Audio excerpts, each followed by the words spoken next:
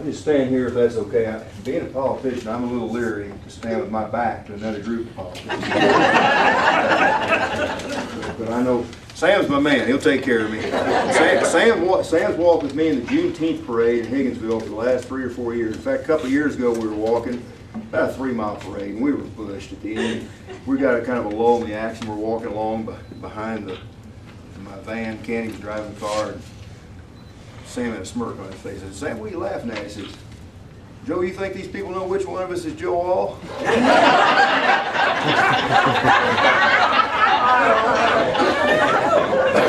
said, "Sam, I don't know, but I got it figured out. I'll tell the white folks I'm JoeAull, and you tell the black folks you're JoeAull." So that's what we did, wasn't it? That's what we did. we got all okay. But I wanted to stand and talk to you a little bit about the constitutional amendments and the propositions on the ballot. I'm also running for re-election as your state representative. This will be my last go-around. I'm term limited out. In fact, I had one guy tell me this summer that he was hoping I was term limited out. I said, "No, I've got one more shot at it." But I enjoy being your representative. I've been down there for 6 years. I've worked hard. I think my experience as a school administrator has really paid off because I do a lot of the same things. You have to learn to compromise. You have to learn to work with people. You have to learn to stand up when you think you're right. And these are things I hope I did when I was a school administrator and have carried on in the House. I've tried to work across party lines. I've been in the minority for 6 years. So you have to work across party lines. I've tried to do that. I think I've worked well with the other side. And I've also tried to stand up when I thought the other side was wrong. So it's an honor to serve you. I look forward to going back for another 2 years. And if I can ever help, don't hesitate to let me know. If you ever walked into the ballot box and looked at those amendments and propositions and said, let me start out first of all. There are 3 constitutional amendments and 2 propositions. I'm going to do this pretty quick. I'm not going to take much time. The difference, amendments change the Missouri Constitution. They can either be submitted by the legislature or by an initiative petition. The first 2 I'm going to talk about came about from the Missouri legislature. The rest of them came about by initiative petition. So many people have to sign. The propositions change the statute. They change statutory law. It's not in the Constitution. It's so-called legislative law. All right, Amendment A, or Amendment 1. I'm not going to spend much time on that. It says that the assessor in charter counties will have to be elected. There are 4 charter counties in Missouri. There's St. Charles, there's Jefferson, there's Jackson, and St. Louis. Right now, charter counties can appoint their auditors if they want to. Some of them elect them already. If you think the auditor ought to be elected in all counties, or not the auditor, excuse me, the assessor ought to be elected in all counties, you vote yes. If you think it's okay for the charter counties to appoint their assessors because they're somewhat different, you vote no. That's basically what it boils down to. It doesn't affect our counties. The other 110 counties that are non-charter automatically elect their assessor. This just says the charter counties, if it passes, everybody will have to elect theirs. If it fails, the charter counties can still continue to appoint theirs. Constitutional Amendment 2. What this amendment does, it says that anybody who is a prisoner of war who received a total service-related disability as part of their service would be exempted from paying their property tax. So a POW that was injured, disabled in service would be exempted from paying property tax. People in favor of that are saying, hey, these folks were prisoners of war. They went through some very trying conditions. They made some big sacrifices. Exempting them from their property tax is the least we can do. They're also saying this is probably a very small group of people, so it's probably not going to affect that many people, not going to hurt our state budget that much. People opposed to it are saying, wait a minute, there are a lot of other people that were disabled in service that weren't prisoners of war. Why do we single this group out and give them a special exemption? And they're also saying we're giving out quite a few tax breaks right now. We've got to slow this down somewhere. So I'm going to try to be very impartial. I'm not an expert on this. I'm just going to try to present the pros and the cons of each issue. Constitutional Amendment 3. This is one you've seen a lot of signs in the community.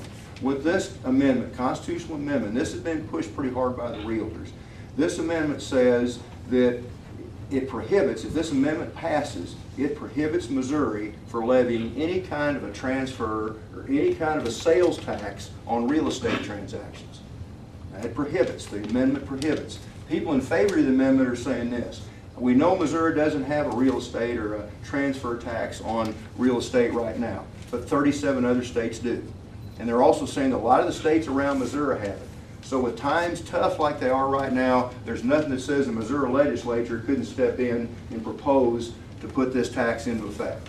So they're saying that's why we need to pass it. They're also saying it's double taxation. They're saying if you're taxing folks, they're paying property tax anyway.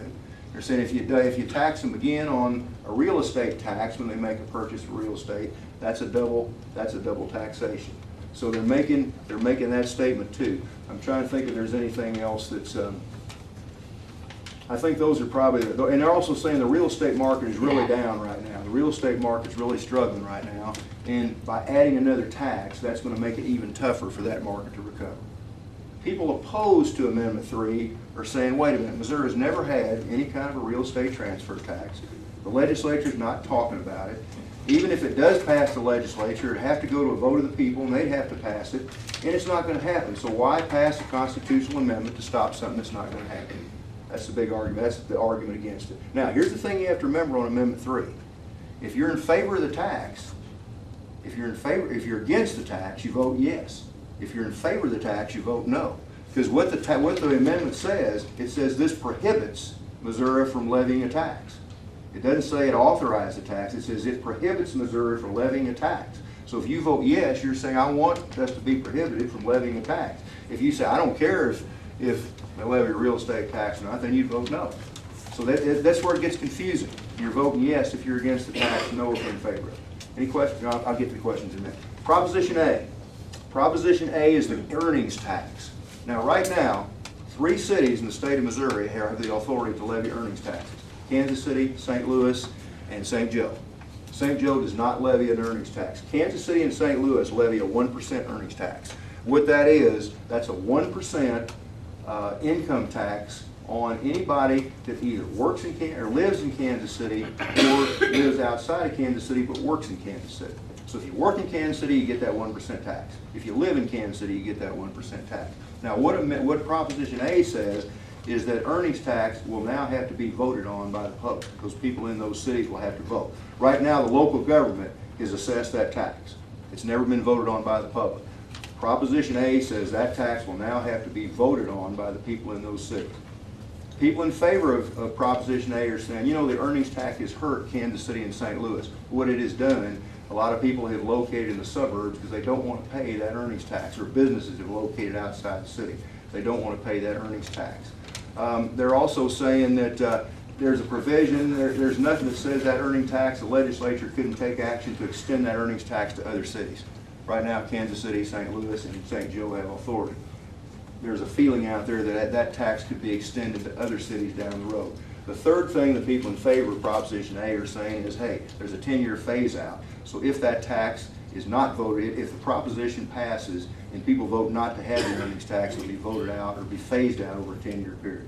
People against the earnings tax are saying this. People that are against it are saying, wait a minute, times are tough right now. There's no way it's going to pass. So if it comes to a vote, if the proposition passes, it comes to a vote, it's going to be eliminated by the public. And then it's been estimated that Kansas City and St. Louis both draw a lot of their revenue on that earnings tax. And I've heard estimates that Kansas City said they might even have to double their sales tax. The last proposition is Proposition B. That's the puppy mill proposition. You probably heard some talk about that. What it does, it will crack down, have stricter regulations on these large-scale puppy operations.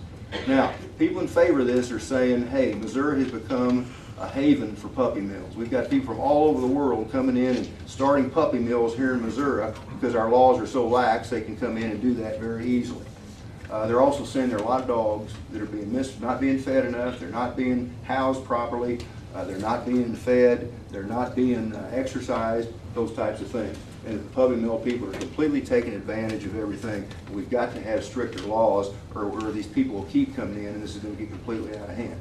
People opposed to it are saying puppy mill people will violate the law no matter what it is. They're saying our laws are strict enough right now, the only problem is they're not being enforced. And a big concern from the people that are against it is this. They're saying this issue is not being promoted here in the state. This is being promoted from an outside interest, California and other states, and it's an attempt to get the foot in the door and to go after agriculture, animal agriculture down the road. Today, the puppies, maybe sometime down the road, livestock, other types of animal agriculture.